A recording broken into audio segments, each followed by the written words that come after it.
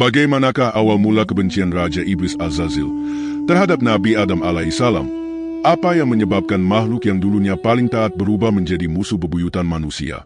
Mari kita simak video ini hingga akhir, agar kita dapat mendapatkan manfaat dan pelajarannya. Dan jangan lupa untuk klik like jika kalian suka dengan konten Islami yang penuh inspirasi seperti ini. Jangan lupa juga untuk tekan tombol subscribe serta aktifkan lonceng notifikasinya, supaya kalian tidak ketinggalan video-video menarik dari channel ini. Di masa awal penciptaan, Azazil adalah makhluk yang sangat taat kepada Allah Subhanahu wa Ta'ala. Ia adalah salah satu dari golongan jin yang memiliki kedudukan tinggi di sisi Allah karena ketaatannya. Bahkan ia diberi hak untuk beribadah bersama para malaikat di langit. Tetapi segalanya berubah ketika Allah Subhanahu wa Ta'ala menciptakan makhluk baru, manusia, yaitu Nabi Adam alaihissalam. Hal ini dijelaskan dalam Al-Quran Surah Al-Baqarah ayat 30. Allah Subhanahu wa Ta'ala berfirman, "Ingatlah ketika Tuhanmu berfirman kepada para malaikat, Aku hendak menjadikan khalifah di bumi. Mereka berkata, apakah engkau hendak menjadikan orang yang merusak dan menumpahkan darah di sana, sedangkan kami bertasbih memujimu dan menyucikan namamu?" Dia berfirman, "Sesungguhnya aku mengetahui apa yang tidak kamu ketahui." Maka Allah Subhanahu wa Ta'ala menciptakan Nabi Adam alaihissalam dari tanah liat dengan bentuk yang sempurna. Setelah itu Allah Subhanahu wa Ta'ala meniupkan ruh ke dalam diri Adam alaihissalam, menjadikannya hidup dan istimewa. Kemudian Allah Subhanahu wa Ta'ala memerintahkan seluruh malaikat dan jin untuk bersujud kepada Nabi Adam sebagai bentuk penghormatan, bukan penyembahan. Firman Allah dalam surah Al-Araf ayat 11 menyebutkan, "Dan sesungguhnya kami telah menciptakan kamu, lalu kami membentuk tubuhmu. Kemudian kami berfirman kepada para malaikat, bersujudlah kamu kepada Adam. Maka mereka pun bersujud kecuali iblis. Ia tidak termasuk mereka yang bersujud." Azazil menolak. Ia berdiri tegak, menolak perintah Allah dengan sombong. Ketika Allah bertanya, "Wahai iblis, apa yang menghalangimu untuk bersujud kepada makhluk yang telah aku ciptakan dengan tanganku sendiri?" Azazil menjawab dengan penuh kesombongan, "Aku lebih baik darinya. Engkau menciptakanku dari api, sedangkan dia dari tanah." Al-Quran Surah Al-Araf ayat 12. Kesombongan inilah yang menjadi awal mula kebencian Azazil terhadap Nabi Adam alaihissalam. Ia merasa dirinya lebih mulia karena diciptakan dari api, yang ia anggap lebih unggul dibanding tanah. Penolakan Azazil ini tidak hanya menunjukkan pembangkangan, tetapi juga rasa iri dan benci terhadap Nabi Adam alaihissalam yang mendapat kehormatan besar di sisi Allah Subhanahu wa Ta'ala. Sebagai hukuman, Allah Subhanahu wa Ta'ala mengusir Azazil dari surga dan menjadikannya makhluk yang terkutuk. Sejak saat itu Azazil dikenal sebagai iblis, musuh besar manusia. Ia bersumpah untuk menyesatkan seluruh keturunan Nabi Adam alaihissalam hingga hari kiamat. Hal ini dijelaskan dalam surah Al-Araf ayat 16-17. Iblis berkata, "Karena engkau telah menghukumku sesat, aku benar-benar akan menghalangi mereka dari jalanmu yang lurus. Kemudian aku akan mendatangi mereka dari depan, belakang, kanan, dan kiri mereka.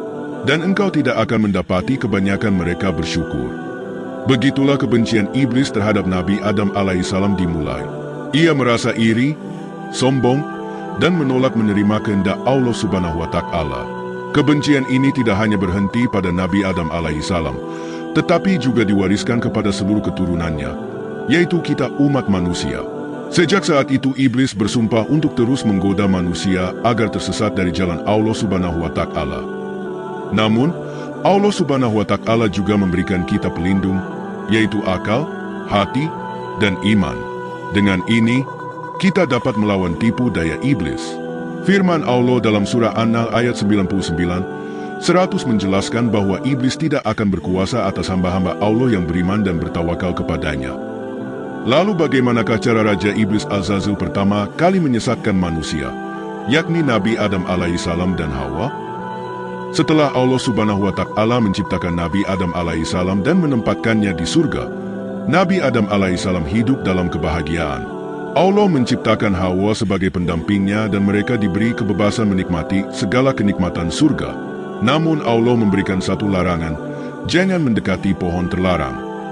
Allah berfirman dalam surah Al-Baqarah ayat 35, "Dan kami berfirman, wahai Adam, tinggallah engkau bersama istrimu di surga dan makanlah dengan nikmat, berbagai makanan, yang ada di sana sesuka kalian. Tetapi janganlah kalian dekati pohon ini karena itu akan menjadikan kalian termasuk orang-orang yang zalim. Setelah diusir dari surga karena kesombongannya, Azazil yang kini dikenal sebagai iblis dipenuhi rasa kebencian kepada Nabi Adam alaihissalam. Ia bersumpah untuk menyesatkan Nabi Adam alaihissalam dan seluruh keturunannya. Kesempatan pertamanya datang saat ia melihat Nabi Adam dan Hawa di surga. Iblis menyusun rencana untuk menggoda mereka. Dalam surah Al-Araf ayat 20, Allah Subhanahu wa Ta'ala berfirman, kemudian setan membisikkan pikiran jahat kepada keduanya untuk menampakkan kepada mereka apa yang tertutup dari mereka, yaitu aurat mereka, dan setan berkata, Tuhanmu hanya melarang kalian mendekati pohon ini agar kalian tidak menjadi malaikat atau tidak menjadi orang yang kekal. Ada beberapa penafsiran yang dikemukakan oleh ulama seperti tafsir Ibnu Katsir, menjelaskan bahwa iblis menyamar sebagai makhluk lain untuk memasuki surga. Salah satu kisah menyebutkan bahwa iblis menyamar sebagai ular besar dan menumpang pada tubuhnya untuk memasuki surga tanpa terdeteksi. Dalam kisah ini ular tersebut sebelumnya adalah makhluk mulia yang hidup di surga. Tetapi karena membantu iblis, ia mendapatkan hukuman dari Allah Subhanahu wa Ta'ala. Iblis menggunakan cara yang sangat licik.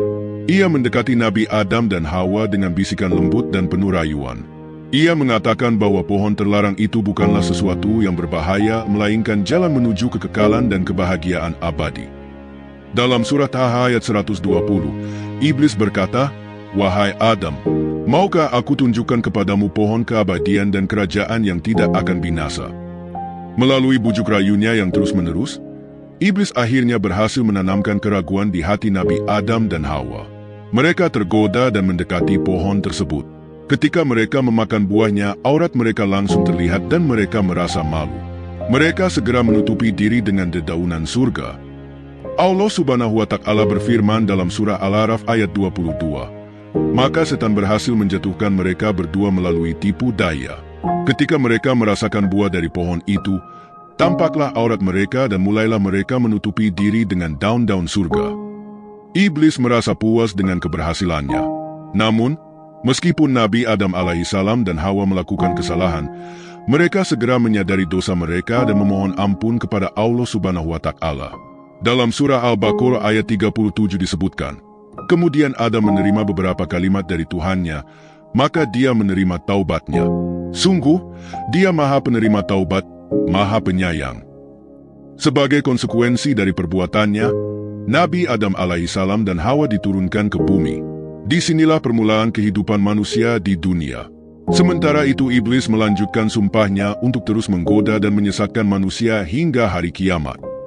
Itulah kisah bagaimana iblis pertama kali membenci dan menyesatkan manusia. Iblis selalu mencari celah untuk menyesatkan manusia, bahkan di tempat yang paling suci sekalipun. Allah telah memberikan kita panduan melalui Al-Quran dan Sunnah Rasulullah SAW untuk melawan tipu daya mereka. Semoga kita selalu dilindungi oleh Allah Subhanahu wa Ta'ala dari tipu daya setan dan diberikan kekuatan untuk terus berada di jalan yang lurus.